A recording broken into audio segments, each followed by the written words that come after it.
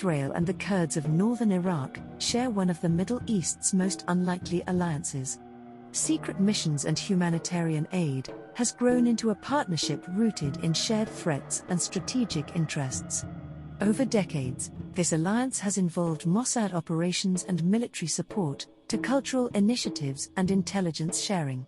Despite the limited information available about Mossad's activities and Israel's role, this video focuses on offering a brief overview of how Mossad has influenced the development and progression of Israel's relations with the Kurds in northern Iraq over the decades.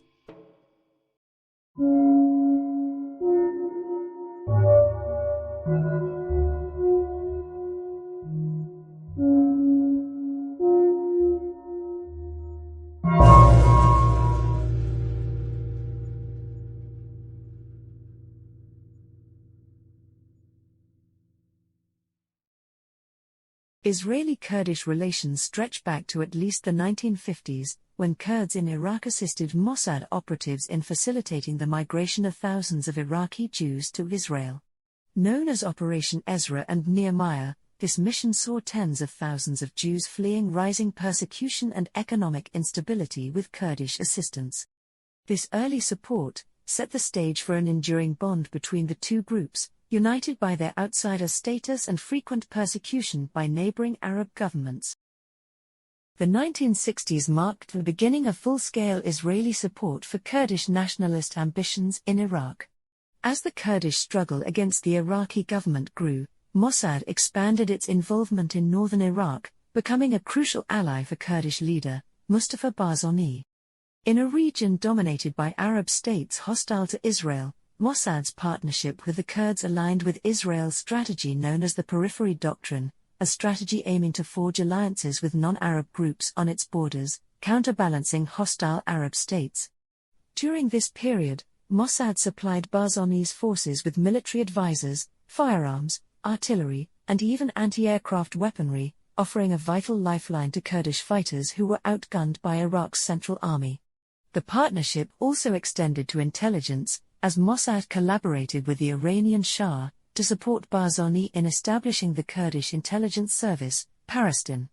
This allowed Israel to collect vital intelligence on Iraq and maintain a strategic presence at the edge of Iran, Turkey, and Syria. Israel saw the Kurds not only as a tactical partner but as a long-term regional ally in its broader Middle Eastern strategy. For the Kurds, Israel's support in their struggle for autonomy was invaluable, as it bolstered their defenses against the Iraqi government, and created a link to broader international networks. Following the failure of the 1970 peace plan for Kurdish autonomy, in 1974 Iraqi forces launched another campaign to seize Kurdish territories. While the Peshmerga fighters had improved significantly through several years of training by the Israeli Defense Forces and Mossad and had expanded their ranks, they remained outmatched by the Iraqi military. Up until then, Mossad's presence in Kurdish northern Iraq depended on Israel's strong ties with Iran, enabled by a dispute between the Shah's Iran and Ba'athist Iraq over the Shatt al-Arab waterway. The 1975 Algiers Agreement resolved the conflict, prompting the Shah to order an overnight withdrawal of Iranian support and equipment from the Kurds, reportedly forcing the Israeli mission to partially withdraw from Iraqi Kurdistan. The Kurdish rebellion collapsed after the Shah ceased his aid. On September 29, 1980, Israeli Prime Minister Menachem Begin publicly acknowledged Israel's long-standing alliance with the Kurds, confirming years of clandestine aid, including funding, weapons, and military training, provided from 1965 to 1975. This bold statement, rare for the often discreet Israeli government, signaled a deep commitment to supporting the Kurds' struggle for autonomy and signaled that Israel valued this relationship beyond the covert intelligence realm. At the end of the Gulf War in 1991, after being driven out of Kuwait by US-led forces, the defeated Iraqi troops faced a rebellion by the Iraqi Kurds. Saddam Hussein's regime retaliated against Kurdish uprisings, with over 1 million Kurds forced to flee to Turkey and Iran, while hundreds of thousands were displaced within the region, resulting in a humanitarian catastrophe. Israel and Jewish communities worldwide mobilized to support the Kurds, sending relief supplies and medical aid to northern Iraq. Israeli Prime Minister Yitzhak Shamir advocated for Kurdish protection on the world stage, pressing the US to support the Kurds in the face of Iraqi aggression. In February 1999, the Kurdish-Israeli relationship faced a diplomatic crisis following the capture of PKK leader Abdullah Öcalan in Nairobi, Kenya. Mossad was accused of aiding in Öcalan's capture, leading to Kurdish protests at the Israeli consulate in Berlin that tragically resulted in 3 deaths. In an attempt to manage the fallout, Mossad chief, Ephraim Olevi, made a rare public denial of involvement, underscoring the sensitive and complex nature of Kurdish-Israeli relations amidst shifting alliances and regional tensions. The collapse of Saddam Hussein's regime in 2003 and the subsequent instability allowed Israel to establish new intelligence footholds. By 2005, Mossad had reportedly set up a cyber-espionage base in northern Iraq.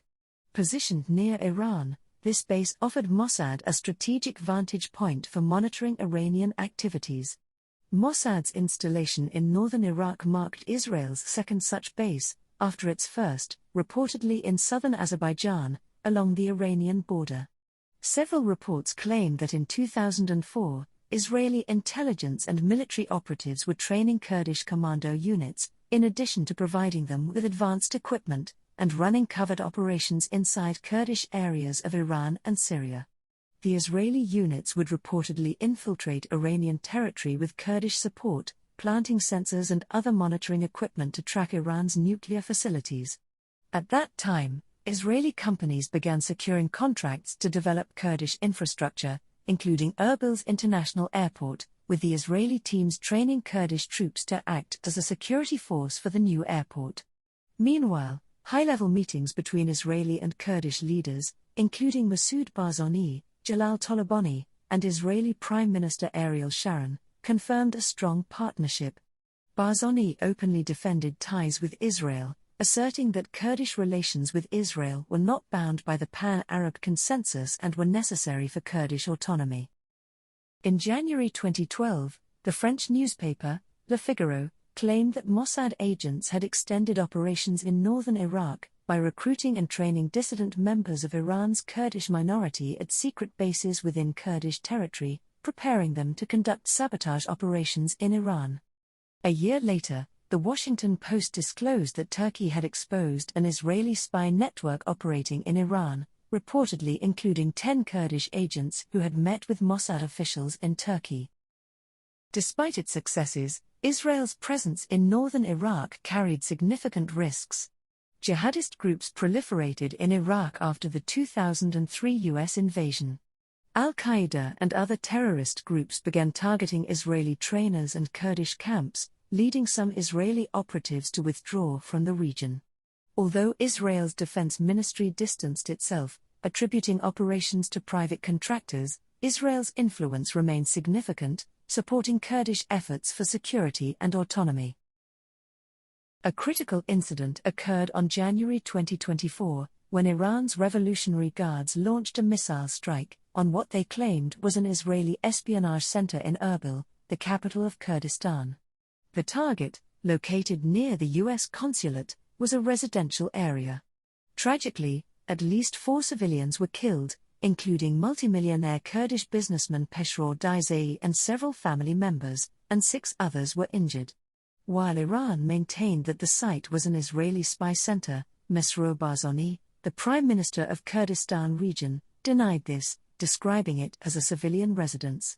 This incident underscored the high-stakes nature of Israeli intelligence activity in Kurdish areas and the complex tensions it has fueled between Iran, Israel, and the Kurdish leadership.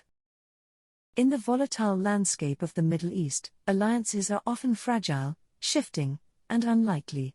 But few alliances have been as complex and enduring as the one between Israel and the Kurds of northern Iraq. This partnership, shaped by shared strategic interests and years of covert operations, is built on a foundation of survival in one of the world's most unstable regions. From Mossad-led missions in the 1950s to missile strikes and high-stakes espionage in 2024, the Kurdish-Israeli alliance remains a defining feature of Middle Eastern geopolitics.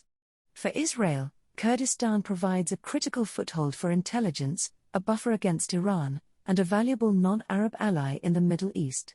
For the Kurds, Israel has become an indispensable ally, supporting their autonomy in a hostile region. The latest public demonstration of this support came in November 2024, by Israel's Foreign Minister, Gideon Sa'ar.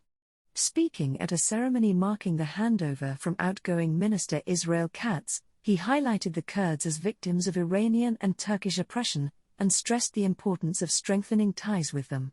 Sa'ar concluded by calling the Kurds Israel's natural ally.